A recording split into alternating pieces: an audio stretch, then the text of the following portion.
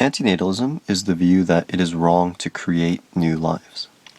I want to present three basic arguments for why many people think this is the case. So the first argument is based on this intuition that many of us have that while it is wrong to create a life which we can expect will be bad, it is not wrong not to create a life which we can expect will be good. And what this seems to imply is that while it is wrong to create bad things, it is not wrong not to create good things. So in light of this, we can consider an argument like this.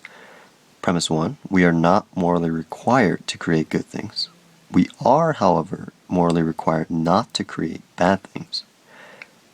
Creating a life involves creating both good things and bad things. And hence, while we have no obligation to reproduce in order to create the good things, we do have an obligation not to reproduce so as not to create the bad things. We therefore ought not to reproduce. And so that's one type of argument. Another argument is one about consent, and here I'm presenting what I take to be the standard variant. So we begin with a premise like this. It is wrong to impose a risk on someone without their consent. That is, if something has the potential to benefit someone, but also the potential to harm them, it is wrong to subject an individual to this sort of uncertainty without their consent. Procreation involves imposing a risk of this sort on someone without their consent, and hence procreation is wrong. And notice that we don't think that it would be wrong to subject yourself to such things, but subjecting others to this sort of risk seems unacceptable, except, I suppose, in those cases in which this is done to prevent or alleviate some serious harm or suffering for the individual in question. But this, of course, does not apply in the case of bringing someone into existence. Finally, there is the pessimistic argument for antinatalism, which can be put in the following way.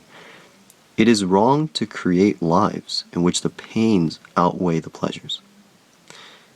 In all lives, pains outweigh pleasures, and therefore it is wrong to reproduce. Now, clearly, people will be inclined to challenge the second premise that pains outweigh pleasures in our lives. So here's a possible way to defend this claim.